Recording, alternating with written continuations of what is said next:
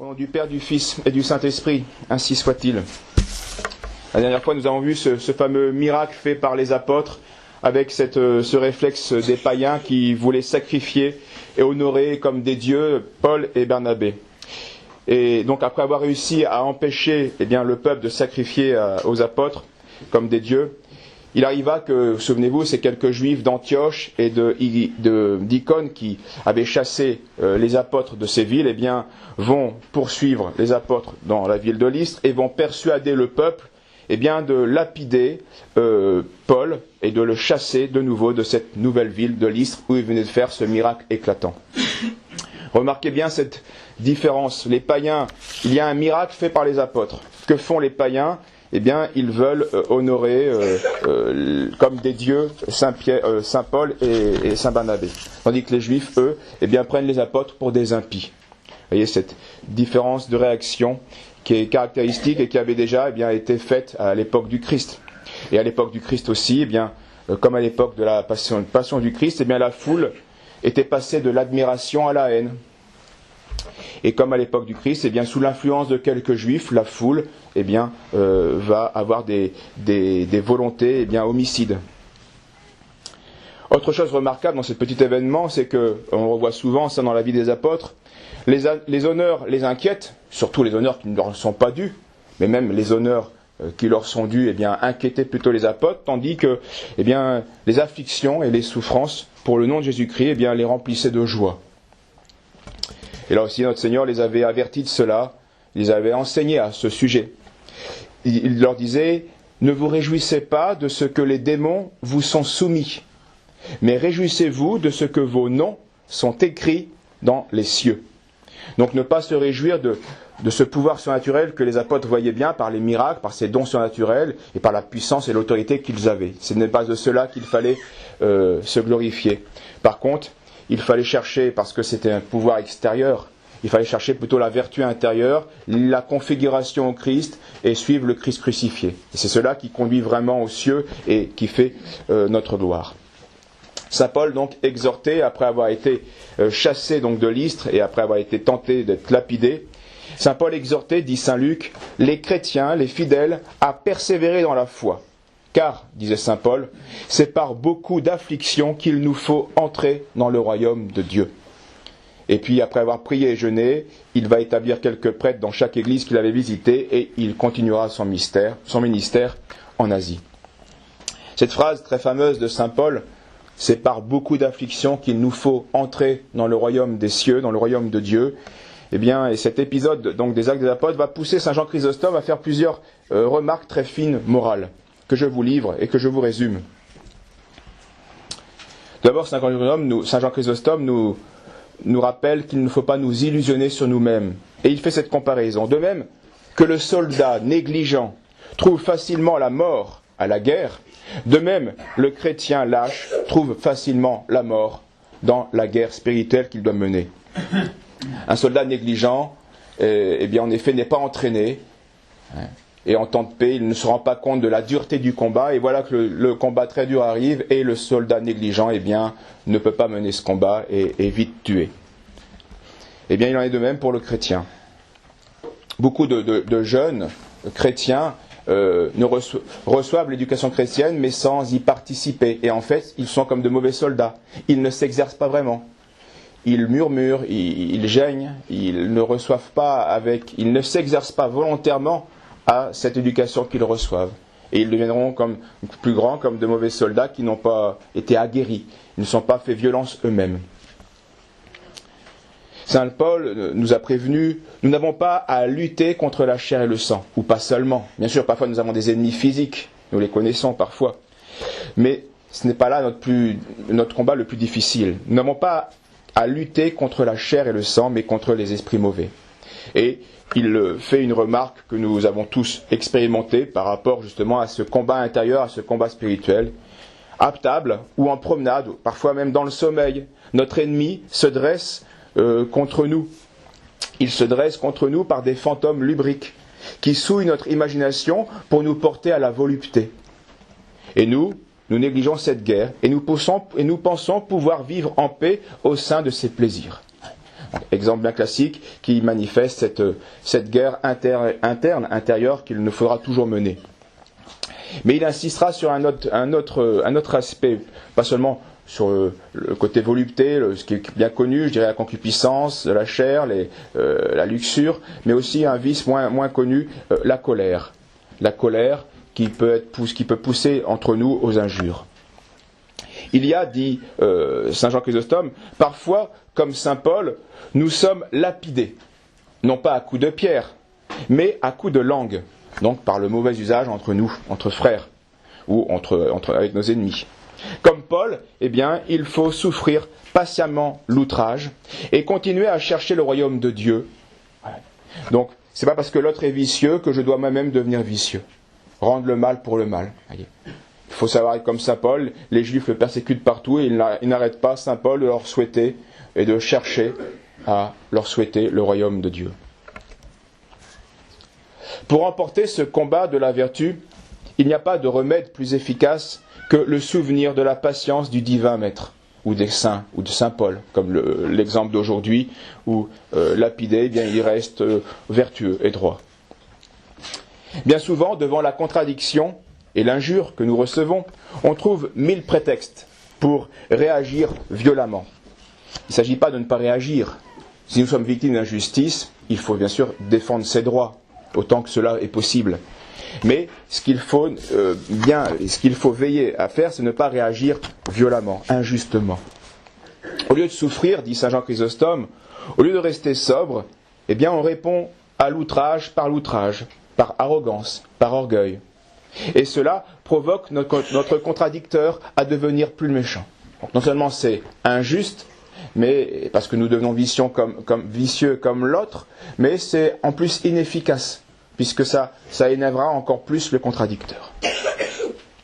La sagesse divine, donc c'est la Sainte Écriture, dans un livre saint ou dans le livre des Proverbes, nous enseigne au contraire ceci. Une douce réponse brise la colère. Une douce réponse brise la colère. Alors, en général, car parfois le contradicteur peut être tellement vicieux que justement il veut exciter l'autre à son vice. Il veut surtout quand c'est une persécution de la vertu. Et ça, parfois, on le voit. Ce qui est recherché, c'est que l'autre perde sa vertu. Et ça, c'est quand même beaucoup plus rare et beaucoup plus vicieux. Mais en général, pour le défaut habituel, une réponse douce, c'est ce qui va briser la colère. L'engrenage de la colère.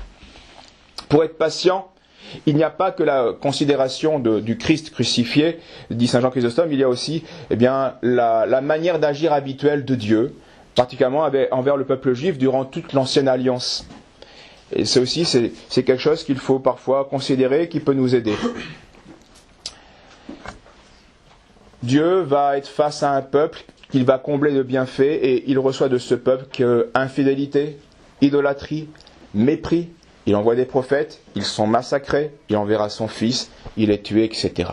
Et pourtant, malgré ça, il y aura, pendant des centaines et des centaines d'années, il y aura bonté de Dieu, patience, indulgence, compréhension, etc. jusqu'à envoyer son fils. Bien sûr, cette patience, cette indulgence, cette bonté a ses limites, comme toute chose, et il y a aussi la justice à un moment donné, qui se finira par la destruction de la ville de Jérusalem, et par la fin de l'ancienne alliance.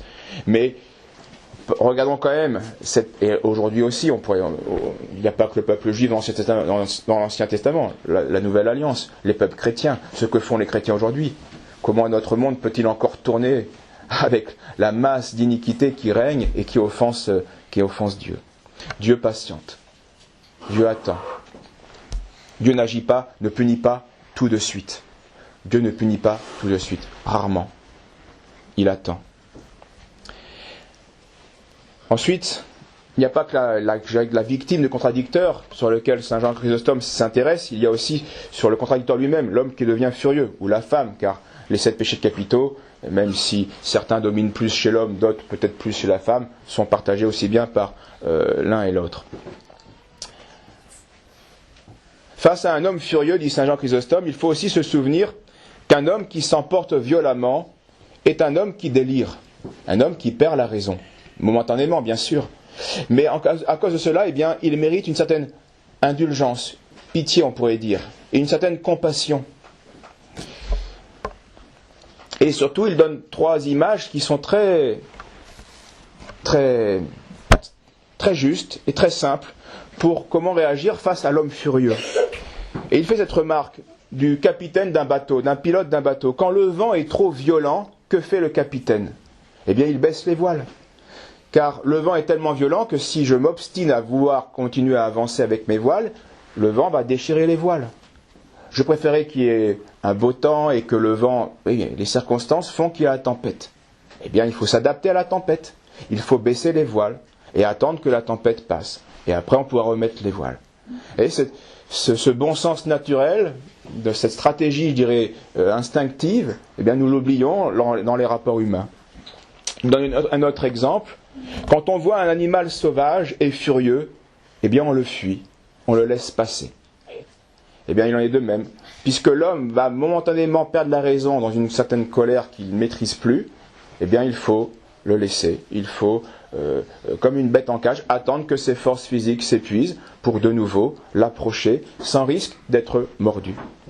Et dernier exemple qu'il donne, quand un cheval s'emporte, on lâche les rênes pendant quelques instants.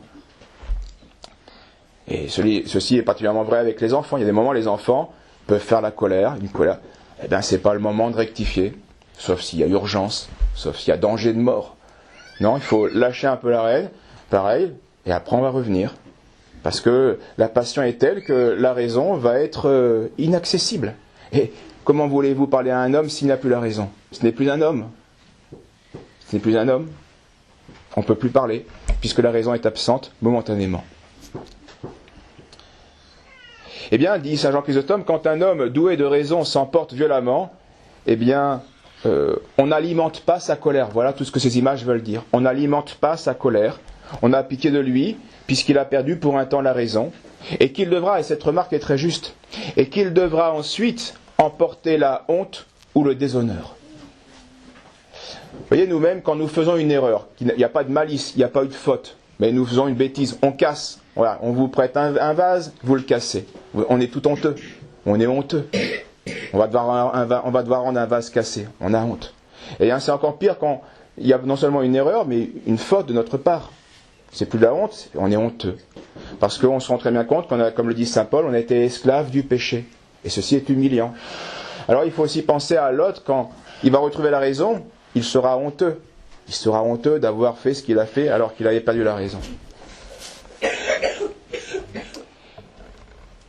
Comme une indisposition physique est fatale au bien-être du corps, toujours les images que saint Jean Chrysostome utilise entre le corps pour comprendre les réalités de l'âme, eh bien ainsi la passion de colère est contraire à la nature de l'homme, quelque chose de contraire. Et persévérer dans un état contraire à la nature, c'est aller à la mort. C'est ça qui est important aussi à comprendre pour celui qui est sujet à cette passion et à ce vice.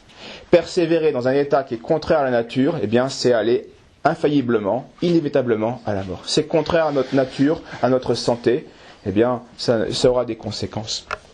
Tandis que suivre la nature, c'est-à-dire donc la vertu, et donc les lois de la vertu, eh bien, c'est vivre. C'est vivre.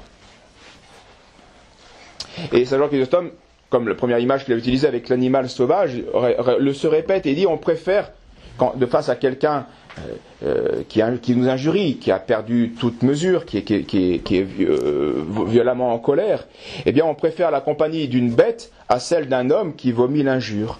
Et c'est une preuve que celui qui pense humilier autrui, en réalité, se déshonore lui-même. Parce que justement, on va préférer la compagnie d'un animal affectueux plutôt que d'un homme. Or pourtant, c'est l'homme qui est notre prochain, c'est pas l'animal. Et cela donc est bien sûr humiliant et honteux pour le contradicteur. Alors, ne mettons pas notre force dans la perversité de notre langue. Ne cherchons pas à nuire au prochain. Et pas même à ceux qui nous nuisent, pas même à ceux qui nous insultent. Cherchons à parler bien, selon la vérité et avec simplicité, entre nous. Il faut parler bien, selon la vérité, bien sûr. S'il y a des reproches à faire, il faut les faire, mais avec simplicité, avec bonté. Et il faut les faire. Et c'est ce que notre Seigneur nous demande lorsqu'il nous commande son si si no no. Que votre oui soit oui, que votre non soit non. S'il y a quelque chose à reprocher dans l'attitude de son prochain, selon les circonstances possibles, on l'avait déjà vu avec la correction fraternelle, il faut le faire. Il faut le faire. Et saint Paul le rappelle souvent aussi, qu'il ne sorte de votre bouche aucune parole mauvaise, mais quelques bons discours propres à édifier selon le besoin. Et selon le besoin, il y a des moments pour dire des choses. Et afin qu'il fasse du bien à ceux qui l'entendent. Au nom du Père, du Fils et du Saint-Esprit, ainsi soit-il.